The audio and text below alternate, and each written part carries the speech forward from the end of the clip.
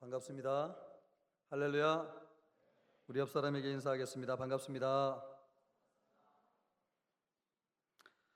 오늘 말씀으로 거하시는 예수 그리스도라고 하는 제목으로 말씀을 같이 보겠습니다.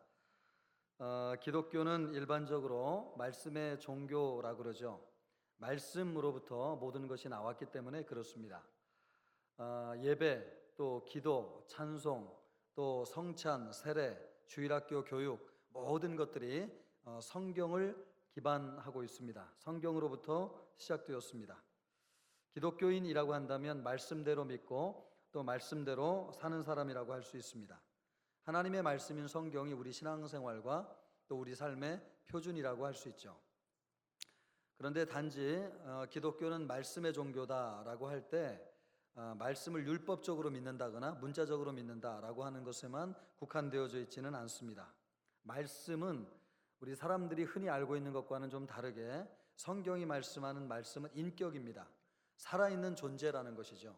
죽어있는 문자나 종교의식이 아니라고 하는 것입니다. 그래서 성경에서 말씀을 일컬어서 예수 그리스도라고 하죠. 말씀이라고 하면 성경에서는 예수 그리스도이십니다. 그러므로 말씀은 살아있는 존재고 살아있는 인격입니다. 우리가 성경대로 신앙생활을 할 때에는 말씀대로 믿는 것이 중요한데 이 말씀대로 믿는다고 할 때에 말씀이 무엇인지를 이해하고 신앙생활하는 것 참 중요합니다. 그리고 이 말씀이 무엇인지를 이해하게 될 때에 우리는 하나님을 어떻게 만나게 되고 하나님의 능력이 우리 안에서 어떻게 역사하시는지를 우리가 깨달을 수 있게 되겠습니다. 오늘 이 성경 말씀이 우리에게 주는 첫 번째 메시지는 하나님은 말씀으로 우리 안에 거하신다라고 하는 것입니다. 좀 더 구체적으로 이야기하면 하나님은 우리에게 말씀으로 들어오십니다. 하나님이 우리에게 무엇으로 들어오신다고요? 말씀으로 들어오십니다. 요한복음은 예수님에 대해서 가르치시는 말씀입니다. 요한복음 1장 14절을 보면 말씀이 육신이 되어 우리 가운데 거하심에 이렇게 기록되어져 있습니다. 그러니까 요한복음 1장 14절을 기준으로 예수님께서 육신을 입기 전에와 육신을 입은 이후에 어떻게 존재하셨는지를 말씀해 주는 것이죠. 여러분, 예수님이 성육신하기 전에는 어떤 모습으로 계셨겠습니까? 예수님이 요한복음 1장 14절 보면 말씀이 육신이 되어 우리 가운데 거하셨다고 말씀하셨는데 예수님이 육신을 입기 전에는 어떤 모습으로 계셨냐 하는 것입니다.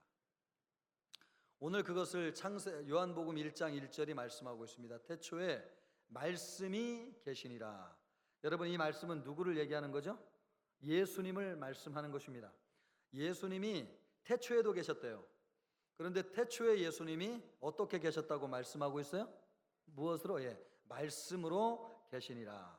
이 말씀이 하나님과 함께 계셨으니 이 말씀은 곧 누구시라고요?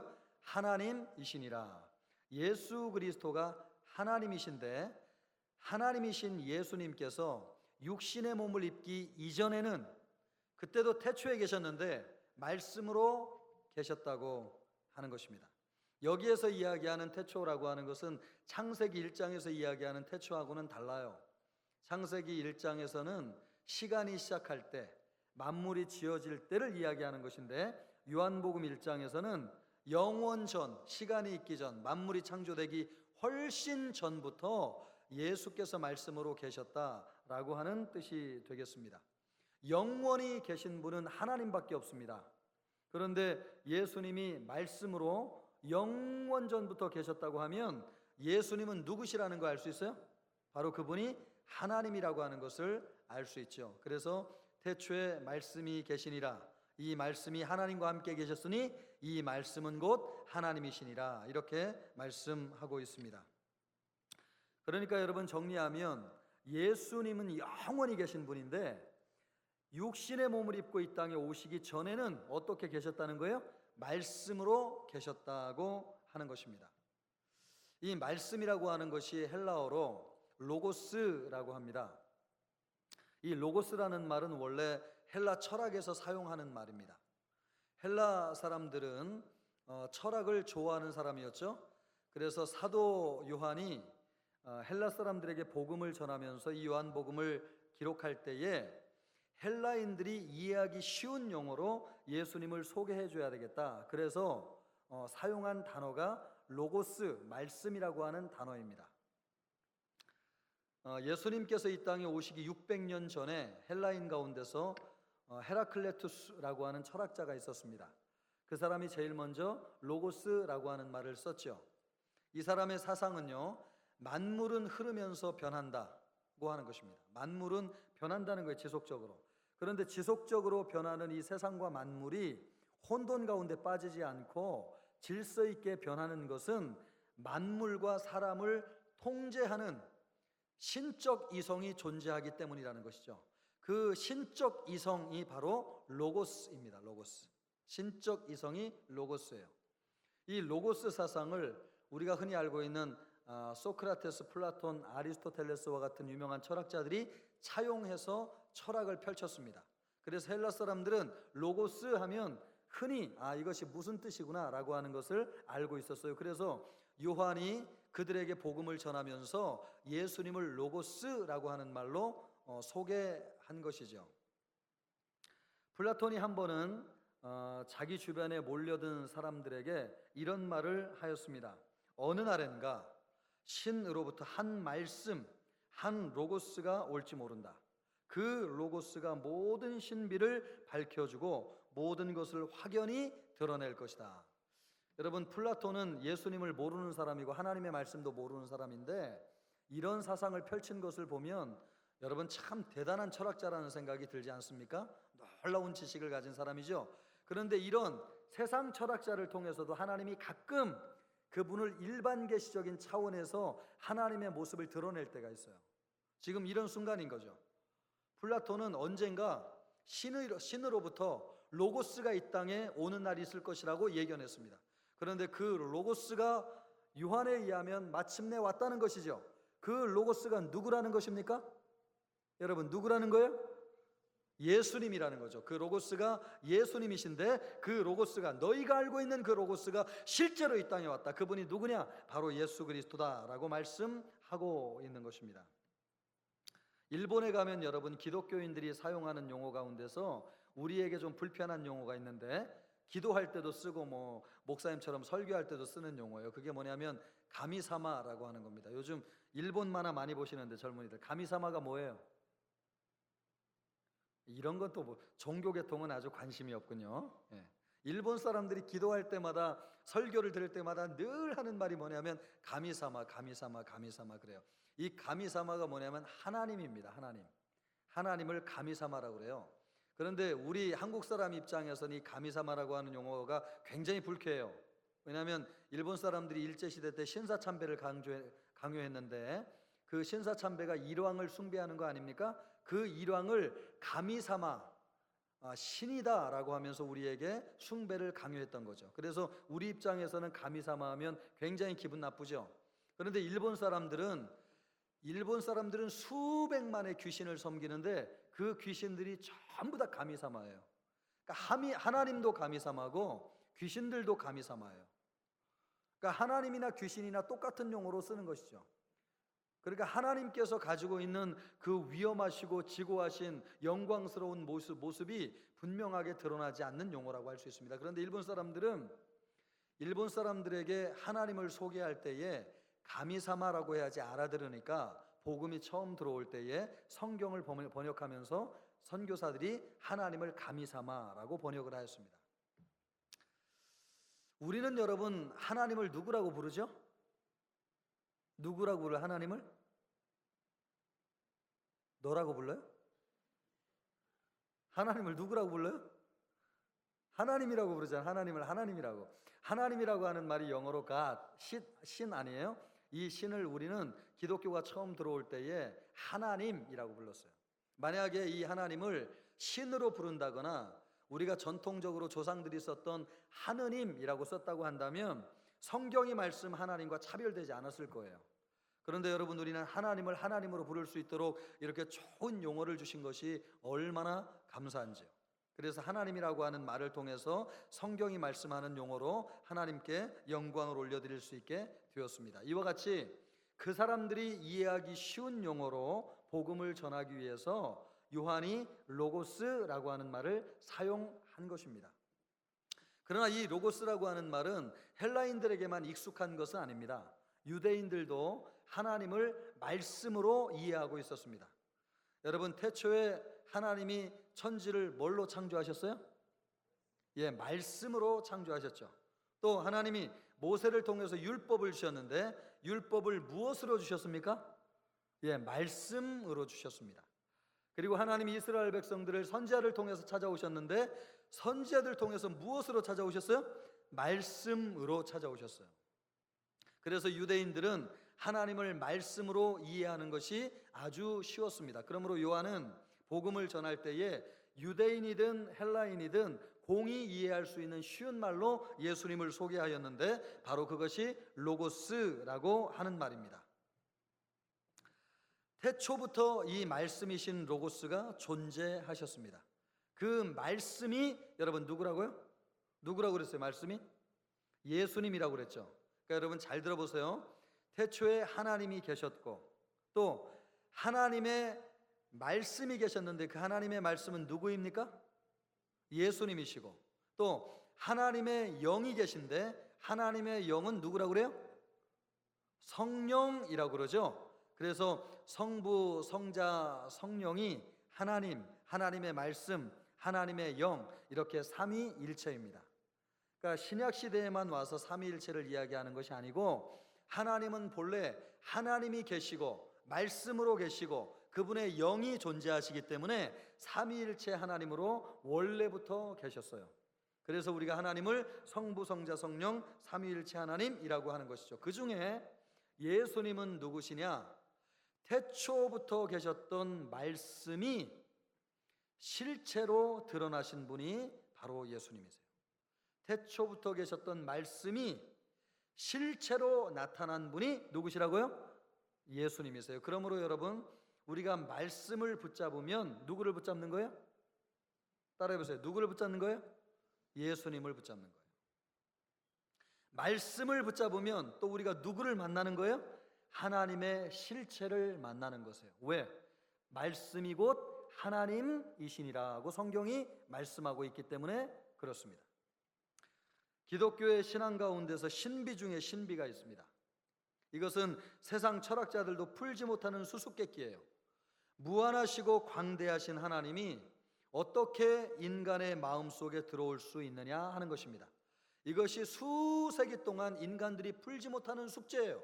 인간은 유한한 존재인데 어떻게 영원하신 무한한 존재이신 하나님에 대한 의식을 가지고 있을 수 있느냐? 이것이 철학에 있어서 아주 중요한 난제예요. 그런데 철학자들은 수세기 동안 지금도 이 숙제를 풀지 못하고 있습니다. 논리적으로 보면 하나님이 인간 안에 들어오는 것은 불가능해요. 거대한 그릇이 작은 종지에 담을 수 있습니까? 불가능하죠. 그런데 이 불가능한 일이 일어났어요. 종지 같은 아주 작은 우리 마음속에 거대하시고 광대하신 하나님이 우리 마음속에 들어오셨어요. 어떻게 이렇게 불가능한 일이 가능해졌습니까? 말씀의 비밀이 있습니다. 말씀이 곧 누구라고 그랬어요? 말씀이 곧 하나님이시니라. 하나님이 우리 마음속에 무엇을 통해 들어오신다고요? 말씀을 통해서 들어오는 것입니다. 말씀이 우리 마음속에 들어왔다고 하는 것은 누가 들어왔다는 거예요? 누가 들어왔어요? 하나님이 들어왔다는 뜻이에요. 왜요? 말씀이 곧 하나님이시기 때문에 그렇습니다. 여러분, 이 말씀이 예수님인데 헷갈릴까 봐 제가 예수님을 얘기하지 않는 것은 아직 요한복음 1장 14절이 되지 않았기 때문에, 요한복음 1장 14절이 돼야지 예수님께서 육신을 입고 이 땅에 오시는데 아직 그 전이기 때문에 제가 이대로 말씀이라고 지금 여러분에게 설명을 드리고 있는 것입니다. 여러분, 말씀을 붙잡으면 누구를 붙잡는 거예요? 하나님을 붙잡는 거예요. 하나님을. 우리가 말씀을 의지하면 누구를 만나는 것입니까? 하나님의 실체를 만나는 것입니다. 그러므로 여러분, 하나님의 말씀을 붙잡는 우리 청년들 되기를 주님의 이름으로 축복합니다. 하나님의 말씀을 마음에 담으십시오.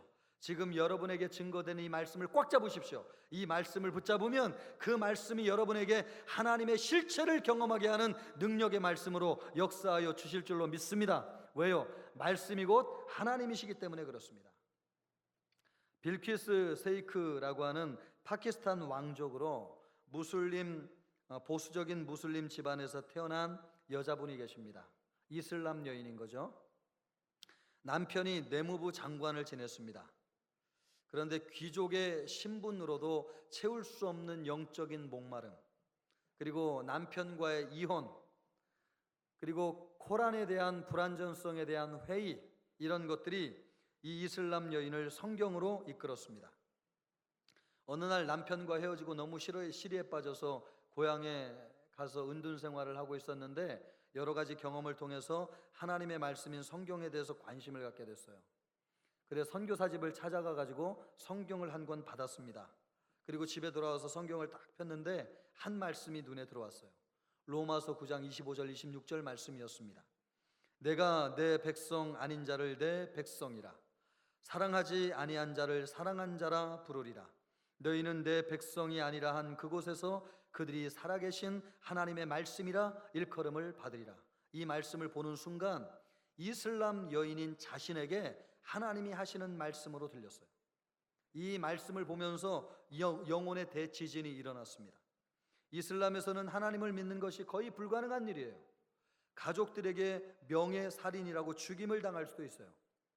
그러나 다시 선교사를 찾아갔습니다. 이 들어온 말씀이 너무나 그 마음속에 큰 충격으로 와닿기 때문에.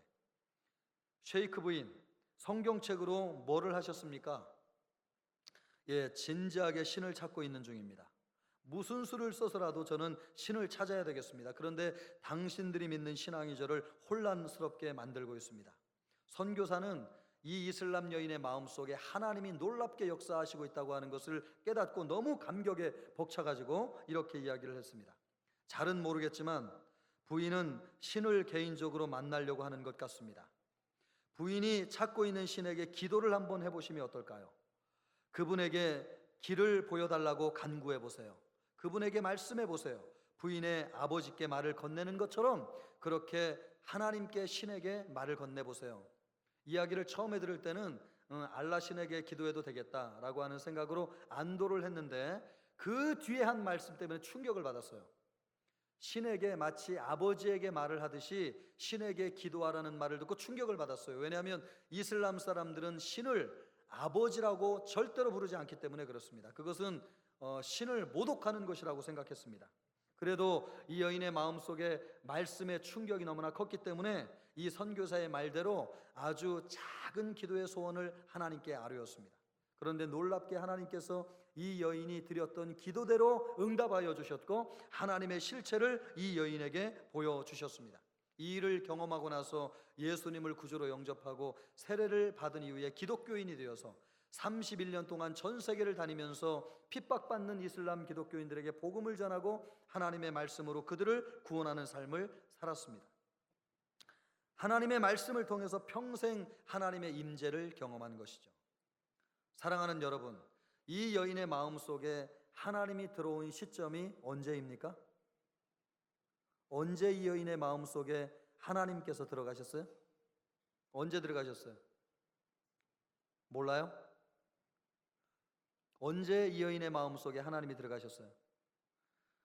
성경을 받아가지고 성경을 펴서 로마서 9장 25절 26절 말씀을 딱 보는 순간 이 말씀이 그 여인의 마음속에 큰 충격으로 와닿는 그 순간 그 여인의 마음속에 누가 들어가신 거예요? 누가 들어가신 거예요? 하나님이 들어가셨어요. 왜요? 말씀이 곧 하나님이시니라. 여러분의 마음속에 하나님이 들어오시기를 원하십니까?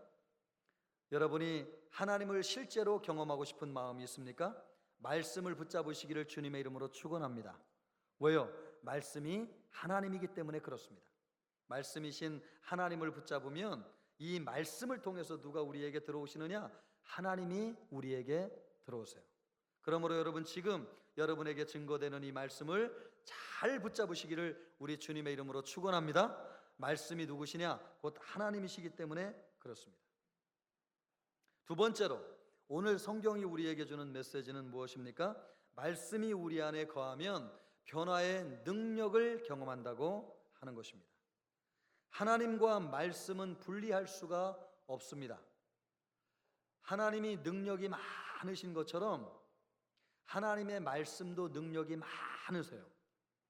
하나님과 하나님의 말씀은 동일해요. 그러나 사람은 그렇지 않아요. 사람은 그 사람이 하는 말과 그 사람이 하는 행동이 틀려요. 처음에는 목사님, 제가 신앙생활 잘하겠습니다. 하나님의 말씀대로 주일도 잘 지키겠습니다. 충성하겠습니다. 헌신하겠습니다. 우리는 말을 하지만 나중에 뒤로 돌아서면 행동이 말 같지 않아요. 사람은 말과 행동이 틀려요. 그런데 하나님은 그렇지 않아요. 하나님은 그분의 인격과 그분의 말씀이 동일해요. 그분의 말씀이 그분의 인격이고 그분의 인격이 그분의 말씀이세요. 하나님과 하나님의 말씀은 동일해요. 그래서 여러분, 하나님이 능력이 많으신 것처럼 하나님의 말씀도 동일한 능력이 많으세요. 그래서 하나님은 모든 것을 말씀으로 하세요. 세상을 창조하실 때에 하나님이 말씀으로 세상을 창조하셨습니다. 오늘 성경이 이렇게 말씀하고 있습니다. 그가 태초에 하나님과 함께 계셨고 만물이 그로 말미암아 지은 바 되었으니, 이 만물이 그로 말미암아 지은 바 되었다고 하는데 여기에서 나오는 그가 무엇을 말합니까? 말씀을 말하는 것이죠. 말씀. 만물이 말씀으로 말미암아 지은 바 되었으니 지은 것이 하나도 그가 없이는 된 것이 없느니라. 할렐루야. 여러분, 지은 모든 것이 말씀이신 예수님이 없이는 지어진 것이 아무것도 없대요. 그러므로 여러분은 누구를 통해서 지음을 받았습니까? 말씀이신 예수님을 통해서 지음을 받았어요. 세상에 수많은 것들이 지음을 받았는데 이 말씀이신 예수님이 없이 지어진 것이 아무것도 없어요. 그 입에서 나오는 하나님의 말씀이 능력이에요. 능력. 왜요? 하나님과 말씀은 분리할 수 없기 때문에 그렇습니다. 하나님의 말씀이 곧 하나님이세요. 그래서 하나님이 능력이 많은 것처럼 하나님의 말씀이 능력이 많아요. 성경에 보면 이런 말씀이 있습니다. 내 입에서 나가는 말도 이와 같이 헛되이 내게로 돌아오지 아니하고 나의 기뻐하는 뜻을 이루며 내가 보낸 일을 형통함이니라. 하나님의 입에서 나오는 말씀은 반드시 그 뜻을 성취해요. 왜요? 하나님과 하나님의 말씀은 동일하기 때문에 그렇습니다.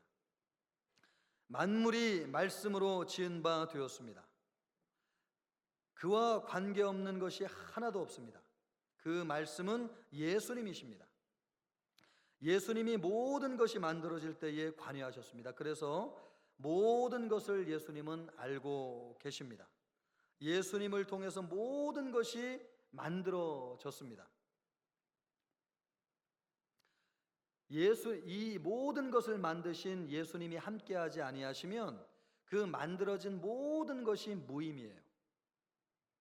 피조물이 하나님이 말씀으로 세상을 창조하셨는데 이 말씀으로 세상을 창조하실 때 말씀으로 창조하셨기 때문에 말씀이 피조물 가운데 거하지 아니하시면 우리가 존재하는 모든 것들이 허무해요. 의미가 없어요. 불행해요. 가치가 없어요. 그래서 만물이 참 가치가 있고 의미가 있으려고 한다면 이 만물 안에 우리를 지으신 하나님이신 예수님이 우리와 함께 하셔야 돼요. 여러분, 무엇이든지 목적 없이 만들어지는 것이 없습니다. 생일 케이크는 생일을 맞은 주인공이 있어야지 의미가 있어요. 주인공이 없이 생일 케이크 아무 의미가 없어요. 인형도 마찬가지예요. 인형도 그것을 가지고 놀 아이가 있어야지 의미가 있어요. 그런데 인형을 가지고 놀던 아이가 죽었습니다. 그런데 인형은 참 예쁘고 아름다워요. 그런데 그 인형이 진정으로 아름답고 예쁠 수 있을까요? 그 인형을 보면서 부모님들은 가슴을 치면서 슬퍼하고 고통할 거예요. 인형을 볼 때마다. 그 인형을 진정으로 가치 있고 아름답게 만드는 그 아이가 가치 있지 않으면 인형이 쓸모가 없어요. 세상도 마찬가지예요. 이 세상을 하나님께서 말씀으로 창조하셨는데 이 세상을 창조하실 때 함께 하신 예수님이 함께 하지 않으면 세상은 무가치예요. 불행해요. 의미가 없어요. 참된 행복이 없어요. 그러므로 여러분, 세상을 말씀으로 창조하셨기 때문에 말씀이신 예수님이 우리와 함께 하셔야 돼요. 여러분의 미래도, 여러분의 가정도, 여러분의 인생도, 여러분의 직장도 누가 계실 때만 참된 의미를 발견할 수 있습니까? 그것을 지으신 예수 그리스도가 함께 하실 때만 진정한 가치를 가질 수 있어요. 여러분의 장래 소망도 예수님이 계실 때만 진정으로 의미가 있어요. 여러분, 결혼해가지고 가정을 이루는 것이 꿈일 거예요. 그 가정도 예수님이 계실 때만 진정으로 가치가 있고 의미가 있어요. 여러분이 직장 생활하면서 더 높은 자리를 가기를 바라고 돈을 더 많이 벌어가지고 부한 사람이 되기를 원하는데 그 모든 소망들조차도 우리를 창조하신 예수 그리스도가 함께하지 않으면 무의미하고 헛되다고 하는 것입니다. 왜요? 이 세상은 예수 그리스도께서 창조하시고 만드셨기 때문에 그렇습니다. 그리고 예수님은 우리를 창조하신 분이기 때문에 누구보다도 우리에 대해서 많이 알고 계세요. 우리를 세세하게 너무나 잘 알고 계세요. 성경에 보면 예수님이 사람을 만났을 때에 만난 사람의 이름을 묻는 경우가 한 번도 없습니다. 삭개오도 예수님이 먼저 그의 이름을 불러주셨지 삭개오가 먼저 이름을 얘기하지 않았습니다. 예수님은 모든 사람을 알고 모든 사람의 형편을 아세요. 여러분의 상처받은 마음을 아십니다. 여러분의 약점을 아세요. 여러분이 무엇 때문에 가슴 아파하는지를 예수님이 너무나 잘 아세요. 여러분의 꿈이 무엇이고 미래의 소망이 무엇인지, 그런데 어떤 관계 때문에 괴로워하는지 예수님은 너무나 잘 알고 계세요. 왜요? 예수님이 세상을 창조하셨기 때문에 그렇습니다. 예수님은 우리의 설계도와 같아요. 그 설계도 앞에 서면 우리는 적나라하게 드러나요. 우리의 약점이 무엇인지, 우리가 무엇이 부족한지, 우리에게 필요한 것이 무엇인지를 예수님은 너무나 잘 알고 계세요. 그래서 예수님은 우리를 알 뿐만 아니라 우리를 치료하시고 우리를 회복시켜 주시는 분이세요. 예수님이 우리를 고치실 때는 말씀으로 고치세요. 왜요? 하나님이 세상을 말씀으로 창조하셨기 때문에 그렇습니다. 여러분을 고치실 때는 말씀으로 예수님이 여러분을 고치세요. 그래서 이 말씀 우리가 잘 들을 때에 하나님의 말씀이 우리를 치료시키시고 변화시키시고 우리를 새롭게 하는 역사가 일어나게 된다는 것입니다. 예수님은 지금 사역을 마치시고 하늘로 올라가셨어요. 하늘로 올라가신 예수님께서 우리에게 성령을 보내주셨어요. 그 성령은 우리에게 오셔서 예수님의 말씀을 기억나고 깨닫게 해주세요. 예수님과 말씀은 분리할 수 없어요. 예수님이 말씀이고 말씀이 예수님이세요. 왜요? 그분의 인격과 그분의 말씀은 분리할 수 없기 때문에 그렇습니다. 성령이 우리에게 예수님의 말씀을 기억나게 하실 때에 그것은 예수님이고 예수님이 우리와 함께 하시는 것입니다. 그러므로 여러분, 우리 마음속에 예수님의 말씀을 받을 때에 예수님의 능력이 우리 안에 머물러 있게 되는 줄로 믿습니다. 여러분에게 능력이 나타나기를 원하십니까? 말씀을 여러분의 마음속에 품으십시오. 그러면 그 말씀이 하나님의 능력으로 여러분의 인생에 나타나게 될 줄로 믿습니다. 우리나라에서 여러분 하우스보이로 성공한 세 분의 사람이 있습니다. 하우스보이라고 하는 것은요, 6.25 전쟁 때 미군이 우리나라를 도와줬는데 미군들을 도와주는 꼬마 같은 어린아이들을 하우스보이라고 그랬어요. 그런데 하우스보이가 그 당시에 참 많이 있었는데 그 하우스보이 가운데 세 사람이 성공했습니다. 수원중앙 침례교회 원로 목사님으로 계신 김장환 목사님, 또 미국의 상원 의원을 지낸 신호범 의원, 그리고 세 번째가 임종덕 장로님이라고 하는 분이세요. 여러분이 임종덕 장로님이 누구신지 잘 모르실 겁니다. 이분은 고화였는데 화이트 중장의 양화들로 입적이 되어가지고 미국으로 건너갔습니다. 거기에서 하버드 대학에서 공부를 하고 군인이 돼가지고 장교로 군복무를 했습니다. 나중에는 백악관에서 3명의 미국 대통령을 모시고 지낸 안보 보좌관까지 지냈습니다. 중국과 미국이 수교할 때에 마쿠에서 굉장히 중요한 역할을 한 사람이었습니다. 그러나 우리나라에는 잘 알려져 있지 않습니다. 나이 드신 어르신들은 디어 헌터라고 하는 영화를 알 텐데, 여러분 영화 가운데 디어 헌터라고 하는 영화 보셨습니까? 예, 전혀 모르는 세대죠. 이게 참 통하지 않는군요. 이 디어 헌터라고 하는 미국의 영화가 있는데 이분을 실제로 모델로 해가지고 만들어진 영화예요. 그래서 영화사에서 그 당시에 15만 불을 받았어요. 영화의 실제 모델이 되었다고. 이분이 베트남 전쟁에 참전했다가 부하들과 함께 싸우다가 포위되었습니다. 적군에게 포위가 됐습니다. 그래서 이 부하 3명을 먼저 구출시키기 위해서 마지막까지 저항하다가 혼자 포로로 잡혔어요. 포로 잡혀서 신분이 탄로날까 봐 주머니를 다 비우는데 확인해 보니까 마침 주머니에 성경이 한 권 들어가 있는 거예요. 그래서 급히 성경 몇 장을 찢어가지고 주머니에 넣고 나머지는 버렸습니다. 그런데 그 찢어서 보관했던 성경이 시편 1, 2, 3편 말씀이었습니다. 공교롭게도 그 1, 2, 3편 말씀 가운데 특별히 시편 3편 말씀이 이분에게 위로와 용기가 되었습니다. 그 말씀에 이런 말씀이 기록되어 있습니다. 여호와여, 나의 대적이 어찌 그리 많은지요. 일어나 나를 치는 자가 많으니이다. 전쟁터에서 이 말씀을 보십시오. 얼마나 힘이 되겠습니까? 여호와여, 주는 나의 방패시요 나의 영광이시요 나의 머리를 드시는 자신이이다. 천만인이 나를 에워싸 진친다 하여도 나는 두려워하지 아니하리이다. 이 말씀이 얼마나 힘이 되었든지요. 이 말씀을 받고 기도하는 거죠. 그런데 기도할 때 한편으로 하나님 앞에 불만이 생겼습니다. 하나님이 살아계시면 왜 나를 이렇게 포로로 잡히게 하였습니까? 그렇게 기도하는데 말입니다. 어느 순간 탈출이라고 하는 말이 계속 끊임없이 입에서 나오는 거예요. 그는 그 탈출이라고 하는 말이 하나님이 주신 음성이라고 생각하고 그 말씀을 붙잡았어요. 그리고 야음을 틈타서 포로 수용소를 무조건 탈출하기로 결심하고 탈출을 감행했습니다. 총탄이 빗발치는 것처럼 날아왔습니다. 그런데 단 한 군데도 부상을 입지 아니하고 월맹굴 지역을 벗어나 가지고 부대로 돌아올 수 있었습니다. 여러분, 말씀을 의지할 때에 하나님의 능력이 그에게 임한 것이죠. 하나님의 말씀을 붙잡았을 때에 하나님께서 그를 보호하여 주셨습니다. 하나님의 말씀은 하나님의 능력이기 때문에 그렇습니다. 여러분, 하나님의 도우심을 구하십니까? 하나님이 여러분과 동행하기를 원하십니까? 하나님의 말씀을 붙잡아야 될 줄로 믿습니다. 말씀은 곧 하나님이시고 이 말씀은 하나님의 능력이기 때문에 말씀을 붙잡을 때에 하나님이 우리를 보호하여 주시고 우리의 인생을 인도하여 주셔서 승리 가운데로 인도해 주실 줄로 믿습니다. 사랑하는 청년들이여, 하나님의 말씀을 붙잡으시기를 우리 주님의 이름으로 축원합니다.